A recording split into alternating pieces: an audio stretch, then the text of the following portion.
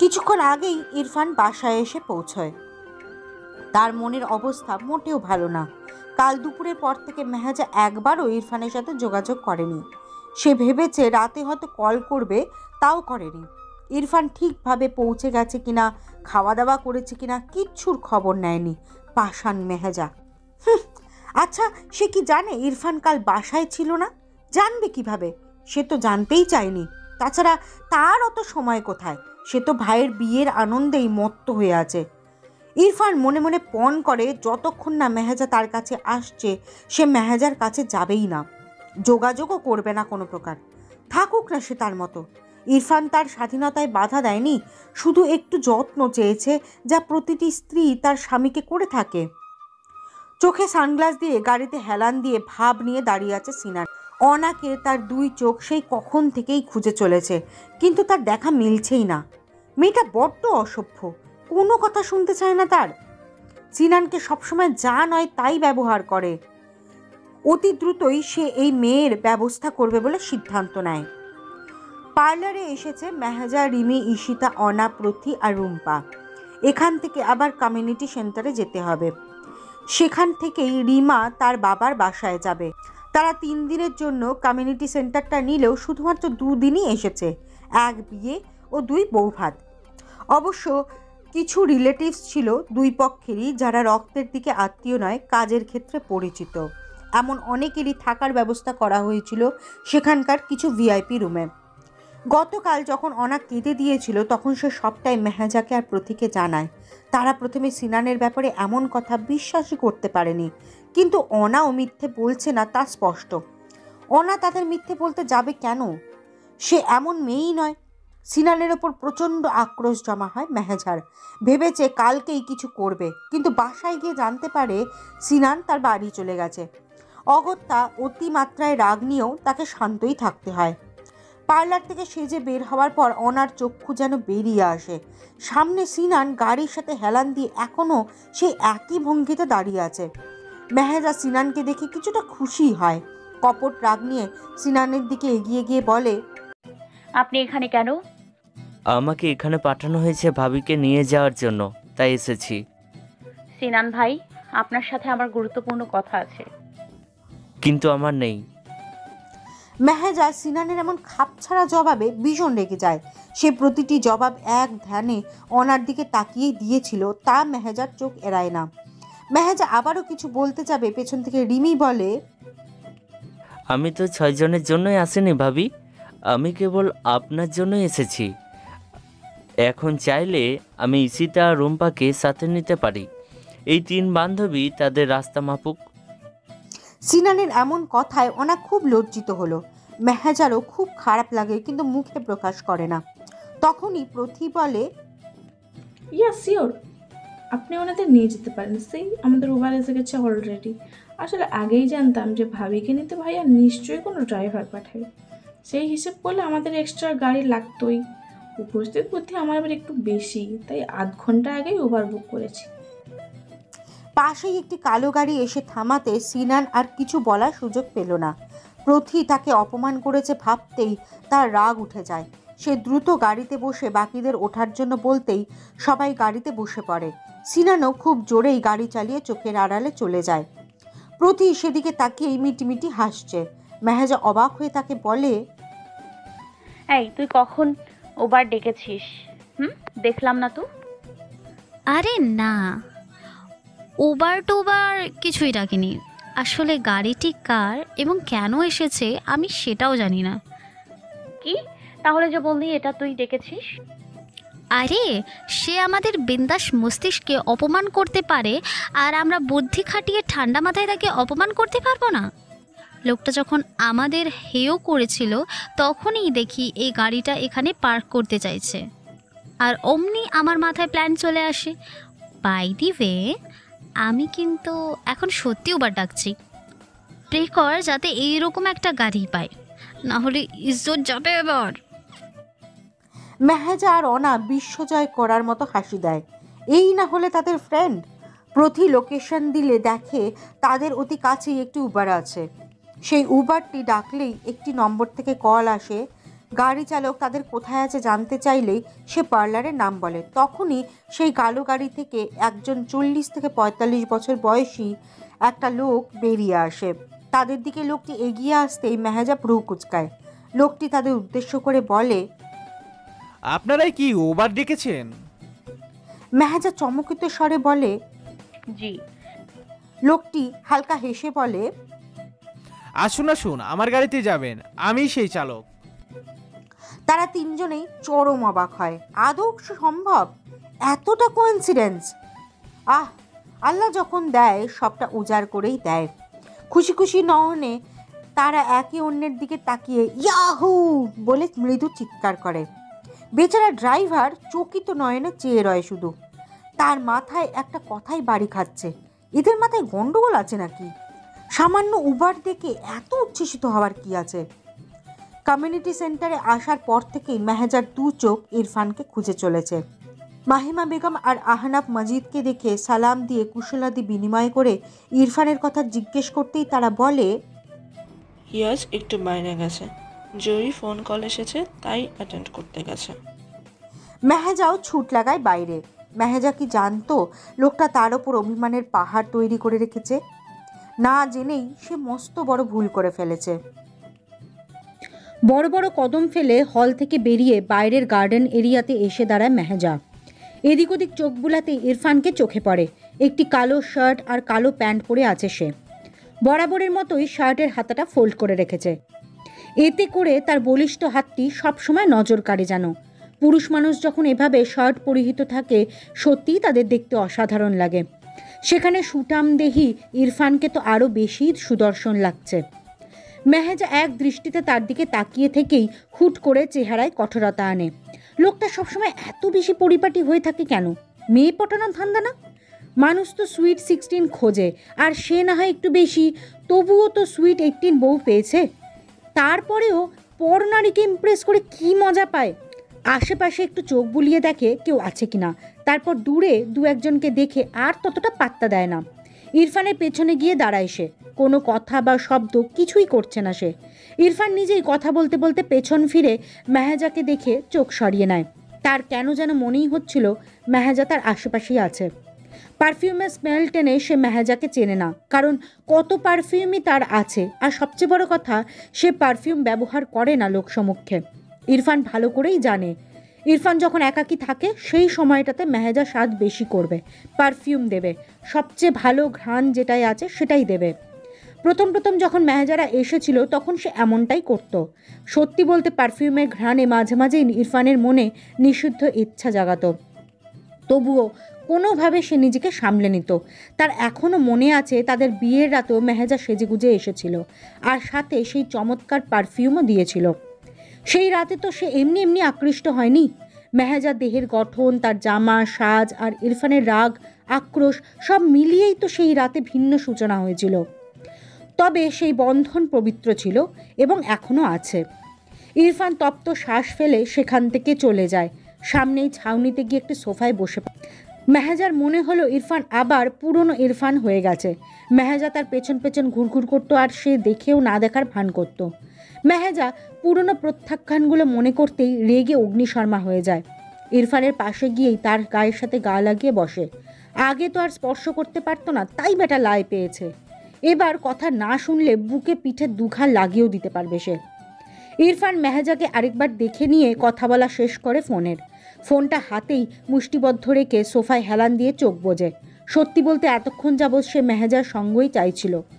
মেহেজা কঠিন চোখে ইরফানকে পরখ করে বলে, কার সাথে এতক্ষণ ধরে কথা বলছিলেন? ইরফান চোখ খোলে। মেহেজাকে একবার ভালো করে দেখে বলে, তোমাকে কেন বলবো? আমাকেই তো বলবেন। কেন? তুমি কে আমার? আমি কে মানে? আমি আপনার বউ। তাই নাকি? তো বউ সারাদিন রাত একবারও স্বামীর খবর নেওয়ার সময় পায় না, আর স্বামীকে একটু ফোনে কথা বলতে দেখলেই সন্দেহের দৃষ্টিতে তাকাবে আর জেরা করবে, তাই কি? মেহেজার কোথায় গিয়ে কথাটা লাগে তা সে বুঝতে পারে না। মনটা বিষিয়ে ওঠে। সত্যিই তো, সে তো গতকাল দুপুর থেকে এখন অবধি ইরফানের খবর নেয়নি, ভালো মন্দ জানতে চায়নি। সর্বপ্রথম সে ইরফানকে সন্দেহ করেছে, নিজের কাজে নিজেই লজ্জিত হয়। ইরফানের দিকে অসহায় দৃষ্টিতে তাকায়। ইরফান তা উপেক্ষা করে উপহাসের হাসি হাসে। গলায় গাম্ভীর্যনে মেহেজাকে বলে, তুমি কি জানো গতকাল থেকে এখন অবধি আমার উপর দিয়ে কতটা স্ট্রেস গিয়েছে? জানবে কিভাবে? সেই সময় কি তোমার আছে নাকি? ভাইয়ের বিয়ে আনন্দ করো ভালো করে, স্বামীকে ভুলে গেলেও চলবে, ব্যাপার না।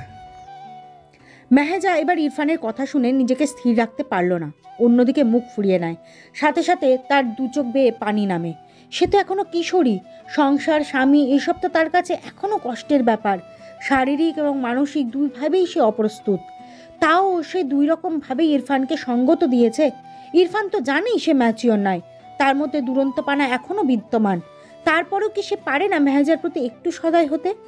মেহেজার হুট করেই মনে হয় ইরফানের জীবনে হয়তো এমন কোনো নারীর আগমন ঘটেছে যে সব দিক থেকেই তার যোগ্য। সেদিন রেস্টুরেন্টের মেয়েটার কথা মাথায় আসতেই তার অন্তরাত্মা কেঁপে ওঠে। ইরফান মেহেজার দিকেই তাকিয়ে, হঠাৎ মেহেজা তার দিকে ফেরে, যার ফলে চোখে চোখ পড়ে যায়। ইরফান মেহেজার রিক্তসিক্ত নয়ন দেখে আঁতকে ওঠে। সে কি মেহেজাকে কষ্ট দিয়ে ফেলেছে খুব বেশি? মেহেজা কেঁদেছে, তার মানে খুবই কষ্ট দিয়েছে সে। আবার হঠাৎ করে ইরফানের মনে হলো সেও তো কষ্ট পেয়েছে। এখন সে নিজে যেমন মেহেজার কষ্ট উপলব্ধি করতে পারছে, মেহেজা কি তা করছে? নিশ্চয়ই না, করলে তো হতোই। তার ভাবনার মাঝেই হুট করে মেহেজা তার বুকে ঝাঁপিয়ে পড়ে, তার বুকে মাথা গুজে কান্না করতে থাকে।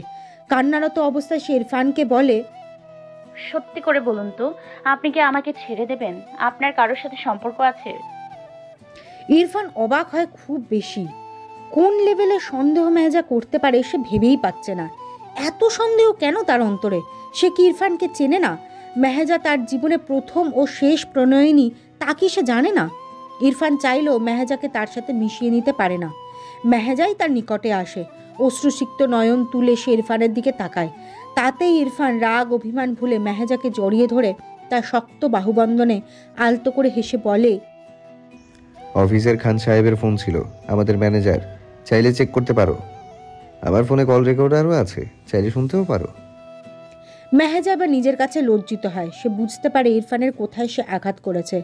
ইরফানের সুন্দরতম চরিত্রতে সে আঘাত হেনেছে। লজ্জা আর অপরাধ বোধে সে ইরফানের আরও ঘনিষ্ঠ হয়ে তাকে ফিসফিস করে বলে, সরি, আমার ভয় লাগছিল প্রচুর। আপনি যদি প্লিজ এই যাত্রায় ক্ষমা করুন, আর কখনো আমি এমন কোনো চিন্তা ভাবনা মাথায়ও আনবো না। ইরফান মেহেজার কথা শুনল না। এক প্রকার জোর জবরদস্তি করেই সে কল রেকর্ডার অন করে। খান সাহেবের মুখে বলা হ্যালো স্যার কথাটা শুনেই ইরফানের মোবাইল কেড়ে নেয়। ইরফান মৃদু হাসে, মেহেজার কপালে চুমু খায়। ইরফানের মোবাইলটা ভালো মতো নেড়েচেড়ে সে গ্যালারিতে ঢোকে, কি মনে করে। রাদিফের বিয়ের দিন তোলা কিছু ছবি ছিল সেগুলো। দেখতে দেখতে হুট করে একটা ছবি মেহেজার চোখের সামনে আসতে এসে কেঁপে ওঠে। সেখানে মেহেজার ঘুমন্ত অবস্থায় বেসামাল হয়ে থাকা কিছু ছবি। মেহেজার বুঝতে অসুবিধা হয়নি ছবিগুলো কোথায়। এই ছবিগুলো ইরফানের নিজের ফ্ল্যাটে। নিজের উন্মুক্ত অঙ্গ দেখে লজ্জায় সে মরে যাচ্ছে যেন। মুখ তুলে ইরফানের দিকে তাকাতেই দেখে সেও স্ক্রিনে সেই ছবিটিই দেখছে। তার দৃষ্টি স্বাভাবিক, কত শতবার সে দেখেছে তার হয়তো হিসেবও নেই, না হলে এমন স্বাভাবিকভাবে সে নিতে পারত না। মেহেজা ছবিগুলো ডিলিট করতে নিলেই ইরফান ফোন কেড়ে নেয়। মেহেজার দিকে ক্রুদ্ধ দৃষ্টিতে চেয়ে বলে, এত সাহস কোথা থেকে পাও তুমি? আমার ফোনে আমারই ব্যক্তিগত ছবি ডিলিট করতে যাচ্ছ? ফোন দিন। আপনি আস্ত অসভ্য। ছি, কেউ এমন ছবি মোবাইলে রাখে, তাও আবার নিজের স্ত্রীর?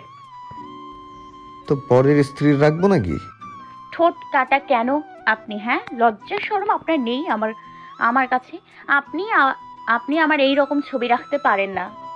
অবশ্যই পারি, আফটার অল সবই তো আমার। ছি, কি আপনার? উল্টা পাল্টা বকলে এক্ষুনি আপনার মুখ সেলাই করে দিব একদম। সেটাও যদি পারতে, একটু সেলাইও তো করতে জানো না। মেহেজা আরও রেগে গেল যেন। দূরে সরে আসতেই মেহেজাকে ইরফান নিজের কোলে বসিয়ে বলে, ডোন্ট মুভ। আমার ফোনে থাকা ছবিগুলো আমি এক্ষুনি ডিলিট করে দেব, তোমার সামনেই। মেহেজা যেন খুশি হয়, ইরফানকে তাড়া দিয়ে বলে, জলদি করুন। ইরফান করে দেয় সত্যি সত্যি। তারপর মেহেজার ঘাড়ে হালকা কামড় বসিয়ে বলে, মোবাইলে থাকাগুলো ডিলিট করে দিলাম ঠিকই, তবে কি? আমার রুমে থাকা বড় ছবিটার কি হবে? যেটা আমি কিছুদিন আগেই দেয়ালে টাঙিয়েছি। কোন ছবি? কাঁপা কাঁপা গলায় বলে মেহেজা। ইরফান তাকে স্বাভাবিকভাবেই বলে, এই ছবির ডুপ্লিকেট। মেহেজার চোখ মুখ যেন নীল বর্ণ ধারণ করে তখনই। ইরফান তাকে আশ্বস্ত করে বলে, ভয় নেই, আমি আমার ব্যক্তিগত প্রিন্টারেই নিজে ছাপিয়েছি, নিজে ফ্রেমও করেছি, অন্য কেউই দেখেনি। মেহেজার হাত পা ঠান্ডা হয়ে যাচ্ছে, শরীরের ভর ছেড়ে দেয় তৎক্ষণাৎ। ইরফানও তাকে আগলে নেয় দ্রুত। মেহেজার দিকে তাকিয়ে বিড়বিড় করে বলে, আমি তো, এত লজ্জা পাওয়ার কি আছে যে সোজা অজ্ঞানী হতে হলো? ড্রামা বাজমি একটা। মেহেজাকে কোলে নিয়ে গাড়িতে বসিয়ে বাসার উদ্দেশ্যে রওনা দেয় সে। মেয়েটা অসুস্থ হবার আর সময় পেল না। তাদের দুজনের অনুপস্থিতি এখন সবাইকে অন্য কিছু ভাবাবে। অসহ্যকর। প্রথি আর অনা একটি টেবিলে বসে জুস পান করছিল আর অল্প অল্প গল্প করছিল। তখনই তাদের টেবিলে থাকা বাকি দুটো চেয়ার দখল করে নেয় নাজিম আর সিনান। সিনানের মুখই বলে দিচ্ছে সে এখানে এসে বসায় সে বিরক্ত। তাতে অনা প্রথি ভ্রুক্ষেপ করেনি। দেখেও না দেখার ভান করে নিজেদের মতো গল্প চালিয়ে যায়। সিনানের ভাব এমন মনে হয় যেন তারা তাকে ডেকে এনেছে। যেহেতু নিজের ইচ্ছায় এসেছে তাই মুখটা যেমনিই করে রাখুক, তাদের কোনো আগ্রহ নেই সেদিকে। নাজিম কিছুটা হতাশ হয়ে প্রথিকে উদ্দেশ্য করে বলে, কি ম্যাম, এত ইগো কেন? প্রথি আকস্মিক নিজামের এমন কথায় চোখ বাঁকিয়ে তাকে দেখে নেয়। তারপর জুসে এক সিপ দিয়ে বলে, প্রথমত আমি আপনার ম্যাম নই, দ্বিতীয়ত ইগো দেখাচ্ছি না, আমরা অরাটাই এমন। চমৎকার, কিন্তু হতে পারে। সিনান ওদের আলাপে আর মনোনিবেশ করেনি। প্রথির প্রতি চাপা রাগ জন্মেছে তার। সেই রাগ থেকেই এখন তার মন মেজাজ খারাপ। সিনান পাশের টেবিলে চোখ বোলাতেই দেখে একটা সুন্দর ঝাঁকড়া চুলের এক যুবক অনাকেই দেখছে। তার চোখে মুখে মুগ্ধতা যা বলে দিচ্ছে অনাকে তার বেশ মনে ধরেছে। সিনানের ব্যাপারটা খুবই বিরক্তকর লাগে। অনার দিকে তীক্ষ্ণ দৃষ্টি নিক্ষেপ করে সে।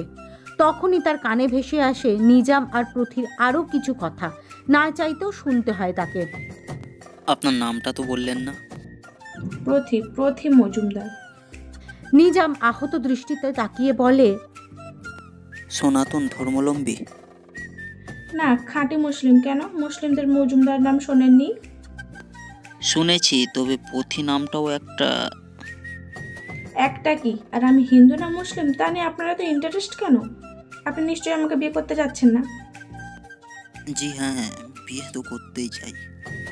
পুরান পাগলে ভাত পায় না, নতুন পাগলের আমদানি। শুনে রাখুন, আপনাদের মতো লাজ লজ্জাহীন গায়ে পড়া পুরুষদের প্রতি আমার একটু বেশি অ্যালার্জি।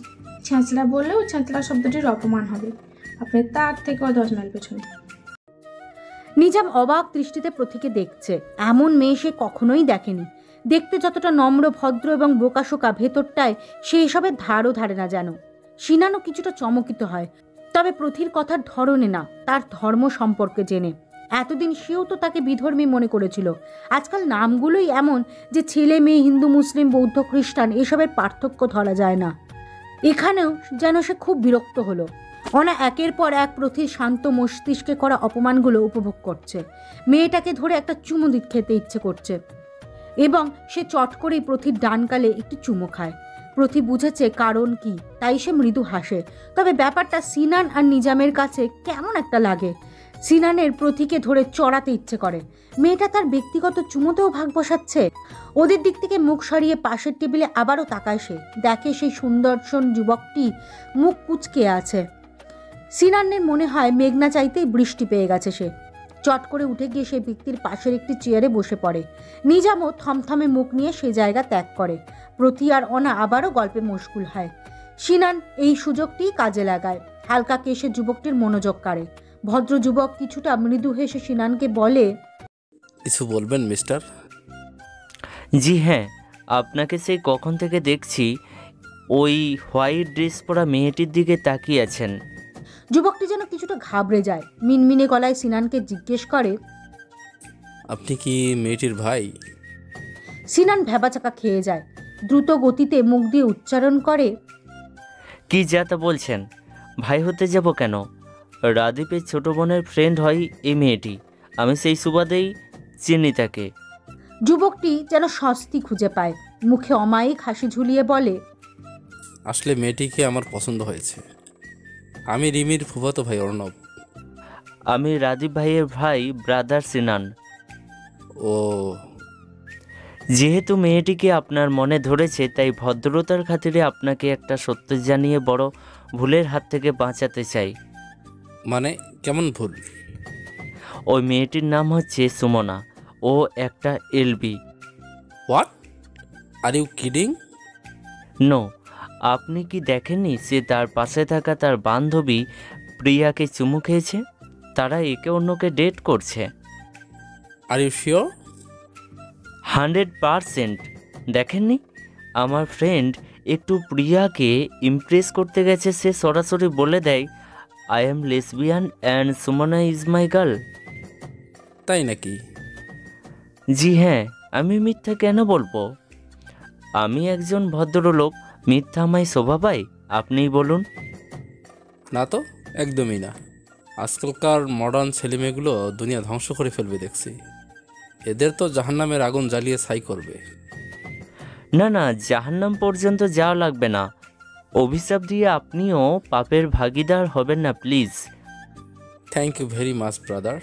অনেক বড় লজ্জা এবং ভুলের হাত থেকে আপনি আমায় বাঁচিয়েছেন। আমি কৃতজ্ঞ থাকবো আপনার কাছে সব সময়। এই নিন আমার কার্ড, একদিন আমার অফিসে আসবেন, গল্প করব অনেক। অবশ্যই। মুচকি হেসে সিনান কার্ডটি পকেটে পুরে নেয়। অর্ণব টেবিল ত্যাগ করে যেতে যেতে ছিছি করছে শুধু। সিনানের খুব হাসি পায়, কিন্তু পাশে থাকা রমণীরা দেখে ফেলবে তাই মুখ টিপে রেখে মুখটাই লাল করে ফেলে। অনাকে সে সুমনা বানিয়ে দিয়েছে, আর প্রতীকে প্রিয়া, যাতে অর্ণব কাউকে তাদের সঠিক নাম বললে ওদেরকে বিব্রতকর পরিস্থিতিতে না ফেলতে পারে। শীষ বাজাতে বাজাতে সিনান নিজামের কাছে যায়। প্রথমবার কোনো মেয়েকে পটাতে গিয়েছিল সে, আর প্রথমবারই কিনা রিজেক্টেড, তাও আবার ভরপুর অপমানে। আহ, কি কষ্ট। হ্যালো গাইস, ভিডিওটি ভালো লাগলে একটু লাইক করে দিও, আর অবশ্যই কমেন্ট করে জানাও ভিডিওটি তোমাদের কেমন লেগেছে। আর ভিডিওটির পরবর্তী পার্ট খুব তাড়াতাড়ি আসবে, তো যারা এখনও চ্যানেলটিকে সাবস্ক্রাইব করোনি প্লিজ পরবর্তী পার্টগুলো দেখার জন্য চ্যানেলটিকে সাবস্ক্রাইব করে পাশে থাকা বেল আইকনটি প্রেস করে দিও। ধন্যবাদ সবাইকে, আমাদের সাথেই থেকো।